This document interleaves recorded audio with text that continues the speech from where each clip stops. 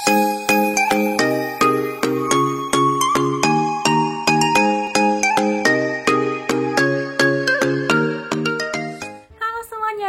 back to my channel. Hari ini aku mau update berita Taiwan. Jadi aku mau update lagi nih. Di video aku sebelumnya, yang teman-teman tahu kan, Taiwan sudah record the lowest case gitu kan sepanjang periode setelah outbreak ini. Nah, jadi pas di video sebelumnya itu kan 60, lalu kemarin itu 54, turun 6. Hari ini tanggal 30 Juni 2021 kasusnya naik lagi 1 case ke 55. Terus perkembangan COVID Delta di Pingtung bagian selatan Taiwan itu nambah lagi, kalau nggak salah jadi 15. Kemarin itu 14, terus lagi tambah lagi 1 hari ini 15 COVID Delta dan masih sama di daerah selatan. Jadi ya masih pemerintah itu di live-nya itu ngomongnya sebenarnya masih bisa terkendali dan sudah banyak yang dites. Lalu di bagian Taichung sendiri sudah beberapa hari ini 0 kasus, dan ini berita yang sangat bagus apalagi buat kita-kita yang tinggal di Taichung. Maksudnya kita kan jadi lebih nggak gitu was-was lah, walaupun sebenarnya itu transportasi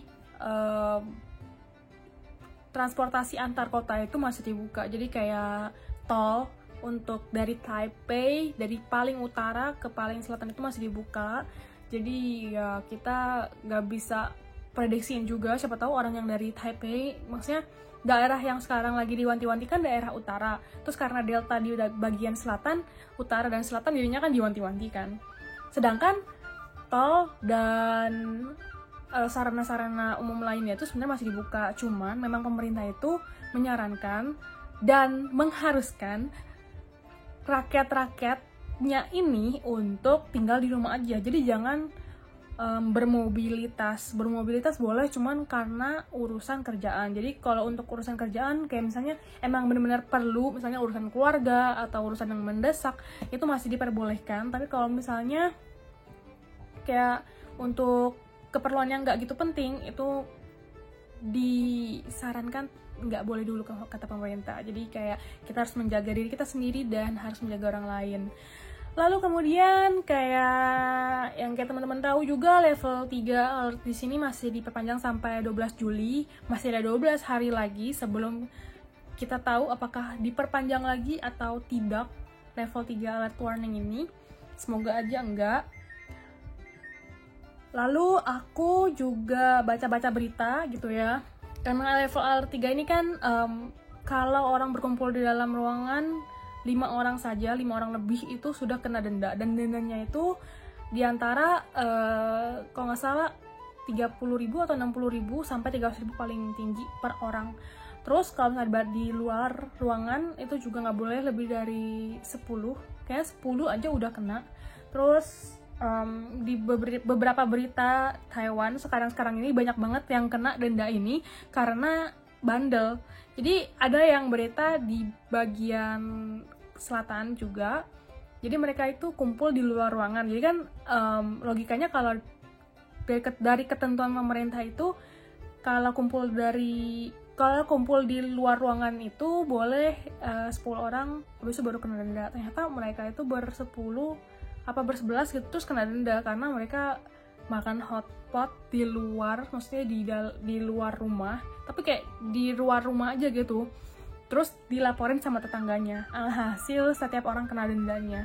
Apalagi karena mereka semua itu nggak tinggal di dalam, maksudnya nggak tinggal serumah. Jadi kayak orang yang berbeda-beda tempat tinggal kumpul di satu. Kalau dari pemerintah bilang itu ketentuan yang orang berkumpul itu kalau misalnya kayak ada suami istri atau suami istri anak yang tinggalnya serumah itu nggak dihitung. Jadi misalnya ada satu keluarga 3 orang, suami istri anak serumah, terus begitu dia kumpul sama misalnya 2 pasang suami istri, jadi ada 4 kan, jadi ada berapa tuh?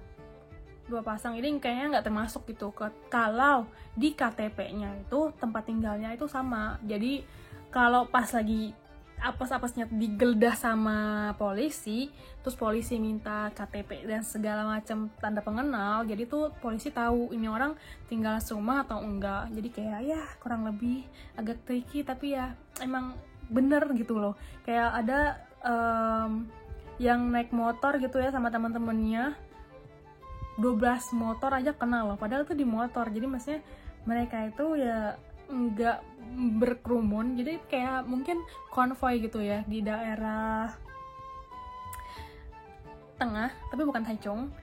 Terus begitu mereka kena juga, ada beritanya, itu juga lucu banget, nggak ngerti lagi bisa kena gitu loh. Maksudnya ya mungkin apesnya polisi lagi patroli ya. Sekarang tuh polisi bener-bener patrolinya lancar banget gitu.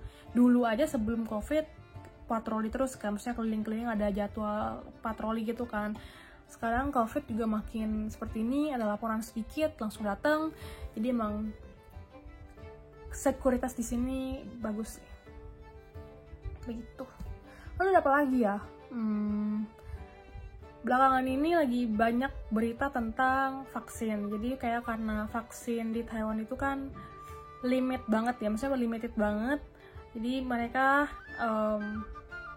lagi banyak isu-isu politik lah, yang nggak bisa terima-terima vaksin sembarangan karena urusan antar hubungan negara.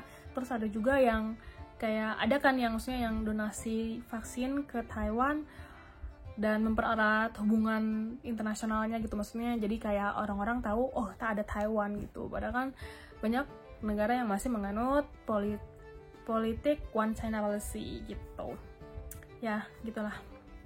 Terus ada berita baru lagi, border di Taiwan itu sudah dibuka kemarin tanggal 29 Juni.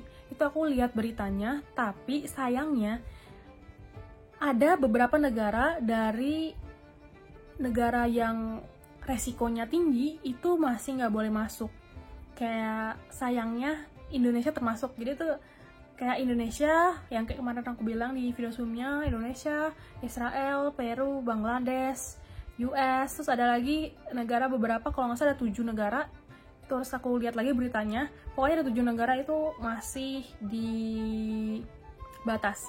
Jadi kayak penerbangan Indonesia aja sekarang itu dikurangin dan bahkan banyak yang di cancel. Terus aku mau kirim parcel dokumen ke Indonesia juga nggak boleh. Jadi kayak IMS, pos itu lagi nggak jalan gitu ke Indonesia karena Indonesia resiko COVID-nya tinggi gitu. Jadi kayak ya agak bingung juga ya, gimana ya kalau udah begini. Maksudnya kayak di sana sini apa ya, kayak hektik gitu loh, kayak outbreak lagi, terus banyak varian COVID baru lagi yang ada alpha, terus ada ya pokoknya yang nama-namanya tuh nama saintifik gitu kan. Agak aneh sih sebenarnya tuh nyata atau tidak. Cuman aku percaya itu semuanya pasti ada. Dan berita yang kemarin baru-baru ini keluar juga tentang Singapura, itu juga menurut aku pertimbangan pasti. Karena Singapura negara maju, pasti banyak negara yang ngelihat Singapura sendiri gitu kan. Kalau misalnya Singapura benar-benar menjadikan COVID itu sebagai flu biasa, kayak influenza, cacar air, wah aku nggak tahu sih ya. Mereka sih bilangnya karena Singapura juga pengen menjaga warga negara Singapura dan pengen ekonominya itu terus berputar. Jadi ya begitu. Bahkan kita nggak tahu ya apakah benar kalau misalnya Singapura benar-benar menjadikan COVID itu sebagai flu biasa, terus maksudnya warga negara lain itu kalau masuk ke Singapura apa dia nggak wanti-wanti? Maksudnya kayak ya potensi tertularnya tinggi dan lain-lain gitu kan. Ya kita masih tidak tahu dan kita masih harus menunggu. Sebenarnya ngikutin berita-berita kayak gini di Taiwan tuh dari awal pas lagi outbreak keluar itu aku ngikutin gitu kan. Ada klaster di mana, misalnya ada klaster di rumah sakit, di Jompo, dan banyak kan itu emang di bagian utara kan, karena sekarang ini aja walaupun kasus sudah turun banyak, kayak hari ini 55 kasus, setengahnya itu, bahkan setengah lebihnya itu hampir 90% di bagian utara. Jadi ya agak bingung juga ya, maksudnya kita orang orang Central Southern gitu kan pasti menjauhi negara bukan negara bagian-bagian utara sana. Cuma ya kita masih bingung juga ya, apalagi pemerintahan, terus banyak bisnis yang jalannya tuh di bagian utara karena kan Taipei ibu kota Taiwan gitu. Jadi ya masih harus diwanti-wanti. Terus kalau yang aku bilang tadi, border yang dibuka tanggal 29 Juni ini, mereka itu membuka untuk diplomat dan lain-lain, terus keperluan mendesak dan pertimbangan kemanusiaan dan sebagainya itu. Yang dilarang masuk itu masih peturis, terus general visa. Aku nggak tahu maksudnya general visa ini, dibilang ipan sehuai cautan gitu, jadi kayak mungkin kayak misionaris dan lain-lain itu masih nggak boleh. Terus kalau pelajar kan, apalagi kan September besok fall semester begins gitu kan, jadi fall semester udah mau mulai, kita nggak tahu apakah pelajar-pelajar itu boleh masuk. Cuman kebijakannya itu untuk negara-negara yang resikonya rendah itu udah boleh masuk, jadi bordernya tuh udah dilonggarin. Karena kan sebelum ini pas lagi outbreak itu yang boleh masuk itu cuman orang-orang yang punya identitas di Taiwan, jadi kayak yang punya KTP sini, warga negara sini, atau yang punya APRC atau ARC.